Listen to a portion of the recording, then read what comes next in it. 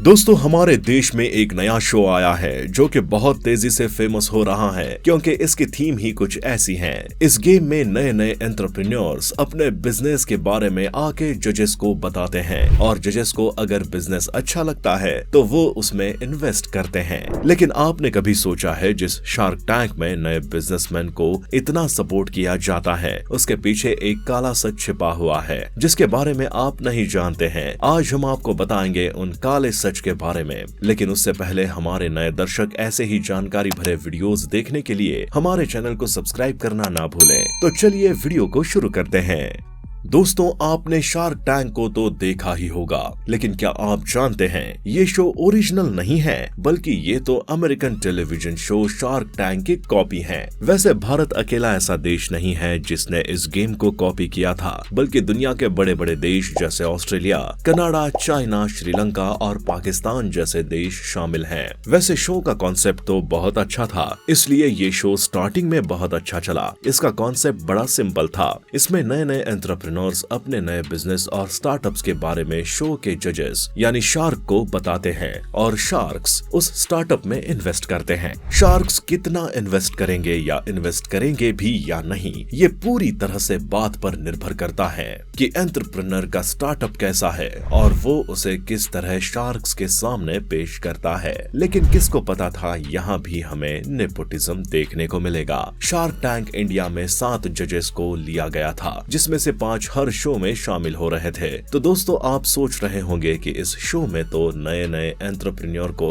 Startup में invest करके जजेस उनकी मदद ही कर रहे हैं। तो आप गलत है, क्योंकि इस शो में जजेस को शार्क कहा जाता है और शार्क का काम होता है शिकार करना। वैसा ही कुछ यहाँ भी होता है। ये बड़े बिजनेसमैन नए स्टार्टअप में तभी इन्वेस्ट करते हैं जब उनको अपना फायदा दिखता है और अगर उन्हें लगता है कि ये बिजनेस आगे चलकर उनके खुद के बिजनेस को टक्कर देगा या नुकसान पहुंचाएगा तो वो उसमें इन्वेस्ट नहीं करते हैं, बल्कि उसे खरीदने की कोशिश करते हैं या फिर एंटरप्रेन्योर को डरा धमका के उसका बिजनेस बदलने के लिए कहते हैं। अगर आपको इस बात पर यकीन नहीं तो शायद आपने हैमर कंपनी के ओनर का हाल नहीं देखा था। दरअसल हैमर कंपनी के ओनर रोहित शार्क टैंक में पिच करने आए और उन्होंने इन्वेस्टर्स से अपनी कंपनी में इन्वेस्ट करने को कहा। लेकिन शार्क टैंक के जज और बोट कंपनी के फाउंडर अमन ने देखा कि हैमर कंपनी के प्रोडक्ट्स और बोट कंपनी के प्रोडक्ट्स एक जैसे हैं। ऐसे में बोट कंपनी को फ्यूचर में नुकसान हो सकता था, इसलिए अमन ने इस बेचारे एंटरप्रेन्योर को लाइव टेलीविजन पर ही धमकाना शुरू कर दिया।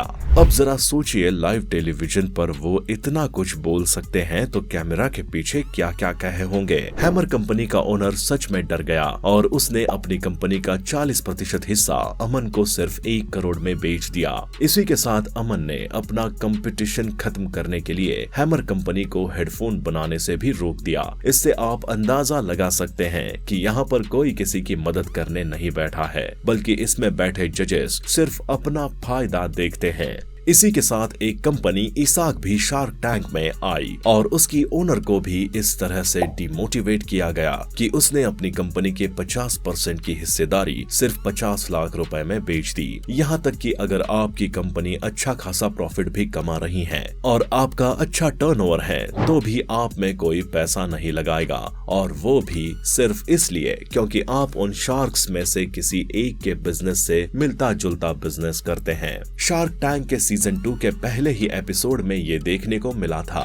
दरअसल रिकॉर्ड कंपनी के फाउंडर ने जब यहाँ आके अपना पिच दिया तो उनका जम के मजाक उड़ाया गया। यहाँ तक कि अमन ने तो ये तक कह दिया कि आप कुछ खा रहे हो क्या बोलते हुए। वहीं उनके हाथ पर बने टैटूज पर भी सवाल किए गए। ऐसा नहीं है कि शार्क सबके साथ ऐसा करते हैं, दरअसल इनके साथ ऐसा इसलिए किया गया क्योंकि इनकी कंपनी ब्यूटी प्रोडक्ट्स बनाती है और शार्क्स में शामिल विनीता की कंपनी शुगर कॉस्मेटिक्स भी ब्यूटी प्रोडक्ट्स बनाती है। फिर जब इनसे पूछा गया कि वो साल में कितने रुपए का टर्नओवर करते हैं तो उन्होंने सबको चौंका दिया। उन्होंने पहले ही साल में 15 करोड़ का टर्नओवर किया था और अगले साल में 20 करोड़ का टर्नओवर करने वाले थे। ये सुनकर वहाँ बैठे शार्क्स ये अच्छे से समझ गए कि फ्यूचर में ये कंपनी शुगर कॉस्मेटिक्स को पीछे छोड़ सकती है। इसी वजह से 5 में से 3 शार्क्स ने तो साफ साफ कह के मना कर दिया कि वो अपने फ्रेंड के कंपटीटर के बिजनेस में इन्वेस्ट नहीं करते हैं, और बाकी के शार्क्स ने अजीबोगरीब बहाने देकर इन्वेस्टमेंट देने से मना कर दिया। वैसे ये तो माना जा सकता है कि अपनी खुद की कंपटीटर कंपनी में आप पैसे ना लगाए, लेकिन आप सिर्फ इसलिए इन्वेस्टमेंट के लिए मना कर दे, तो ये कहाँ का इंसाफ हुआ। इसी वजह से सोशल मीडिया पर इसकी काफी आलोचना करी गई। हालांकि बहुत से फैंस को ऐसे मौके पर अश्नीर ग्रोवर याद आ गए और उन्होंने ट्वीट किया कि अगर अश्नीर मौजूद होते तो वो इसमें जरूर इन्वेस्ट करते।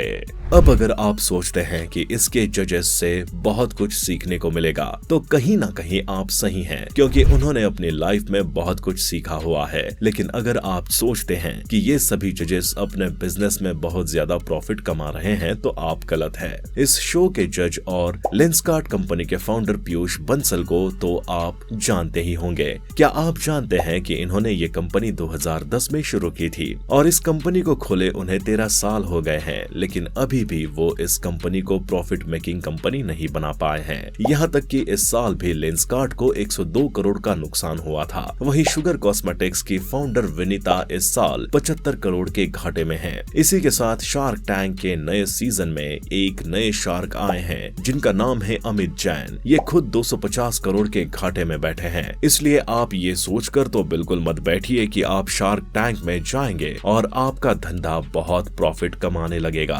अब जरा आप ये सोचिए, जिनका खुद का बिजनेस प्रॉफिट में नहीं है, वो आपको क्या ही सिखा देंगे, और वो अपना खुद का बिजनेस संभालेंगे या आपको सिखाने आएंगे। ये और बात है कि अगर वो आपके बिजनेस में इन्वेस्ट करेंगे तो महीने में एक बार आपसे मिल लेंगे, लेकिन इस भरोसे मत बैठिएगा कि वो आके आपकी कोई मदद करेंगे।